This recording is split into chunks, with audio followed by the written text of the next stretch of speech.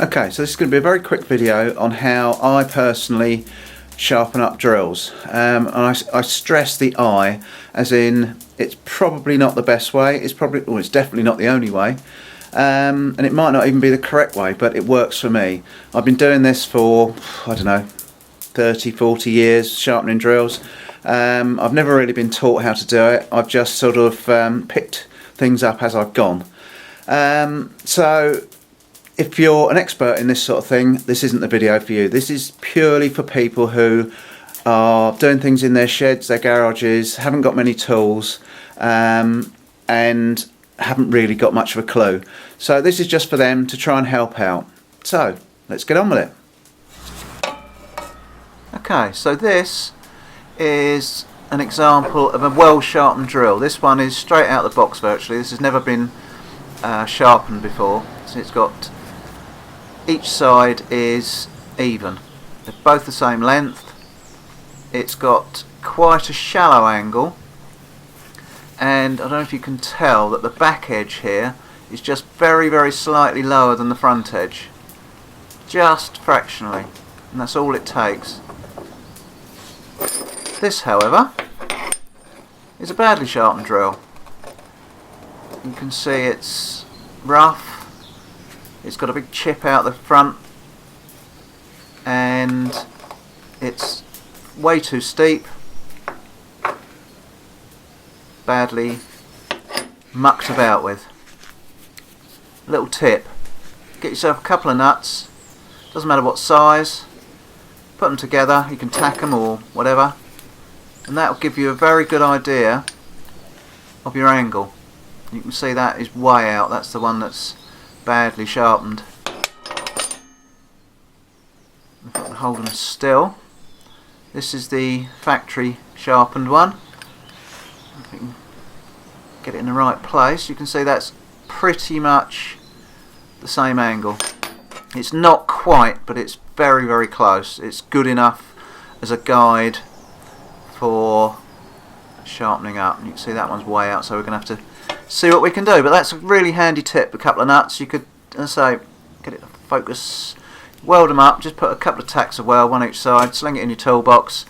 Real handy little guide for working out your drill angles. So first of all, I've got to try and get the chip out. So I'm just going to sort of grind it flat. Now I've just got a little bench grinder here, 6-inch bench grinder, nothing special, cheap as chips at your local hardware store. And it's the sort of thing that most people have got in their workshops or shed, garage, whatever. I don't tend to do my drill sharpening on this much. I favour using the belt sander with a really fine grit belt on, but not everyone's got a belt sander, and it's much more difficult because you don't have the tool rest. Doing it on something like this with a tool rest makes life really easy. So anyway, I'm just taking off the nasty bits. You see it's almost got them off. I've got a tiny little bit of sort of chip at the back there still to get rid of before we start actually grinding it back into shape. All you really need to do is make sure that you try and keep both sides even. Do a little bit one side, then turn it over and do the other side, because it's so easy to get off centre sort of thing. Right, we're just about there I think now. We've sort of got all the nastiness off it. We've just got very tiny bit left there, but I'm going to leave that, because by the time I grind it that'll probably come out. So I think we can almost get started grinding proper. Now what you want to do, the cutting edge, that top edge, so it just down from 90 degrees, and then twist and drop your hand at the same time. so you're going in two different directions but still keeping the cutting edge flat onto the wheel. So it's twist and drop. It's quite difficult to show to describe, but it's easy to sort of show you. And you just want to make sure that the back edge is just slightly lower. So let's see if we can have a go. So just down from 90, twist and drop. Just off 90, twist and drop your hand.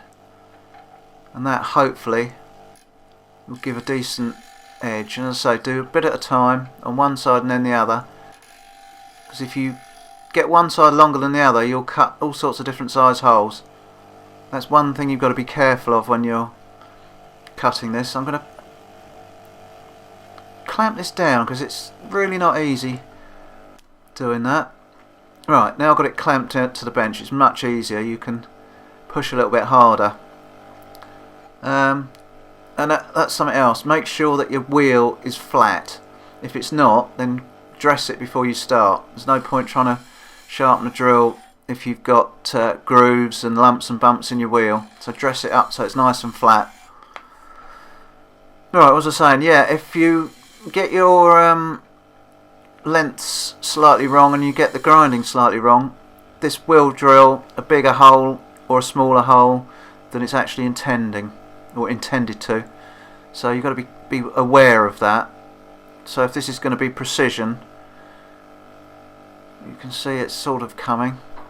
Yeah, if it's going to be precision, you really need to get a new drill really. But this is just for basic everyday jobbing. I don't know if you can see that that's... I'll get the nuts. I really should have welded these nuts together. I'll just grab them out of the box. You can see that that angle is much closer to the angle of the nuts compared with what it was before. So just off 90, twist and drop your hand. Just off 90, twist and drop your hand, keeping both sides an equal length if you can. So I'm just going to try and show you from a different angle, see if it helps any. Now again, just off 90, twist and drop your hand. But as you can see, the cutting edge is staying on the wheel. So you sort of twist and drop. So by now I would have called it a day at this, but I'm just doing it again and again and again so you can see. You want to leave that, make sure that you don't twist too much, otherwise you'll catch the corner of the opposite cutting edge. So you mustn't twist too much either. So it's just a small twist. Once again from a different angle. This is from above, so you've got to get your cutting edge flat to the wheel. Twist and drop your hand. I hope this is becoming sort of self-explanatory. You can actually see what I'm doing because I'm not particularly good at explaining it, which is one of the reasons I've resisted demonstrating this before. But I've had 2 or 3 requests in the past and one just recently. I don't know if you can see that it's not easy to see on this in this light, but you want to make sure that you've got it down the centre so both sides are the same, and the back edge is just very slightly lower than the front edge. If it's the other way around it won't cut at all. You could be spinning around all day and nothing will cut, but if your back edge is just fractionally shorter, then you'll be laughing. See if we can slow this, or stop this wheel because it's vibrating the camera. I've got the camera right above it and it's vibrating it, which is not actually doing any good. Right, you just see there that piece in the middle is just at a slight angle, which is about right. That's what it should look like. And as I say, if you've got a finer wheel, or the finer wheel you can use, the better. You get a much better cut when you're drilling. So let's compare it with the factory one. And you can see that's pretty close. You know, I don't profess to make it like a factory one, but it will now cut. So there you go. I hope that's helped some people who didn't have an idea. And I say, if you know what you're doing, please don't leave any derogatory comments, because this works for me and hopefully it'll work for others. Thanks for watching.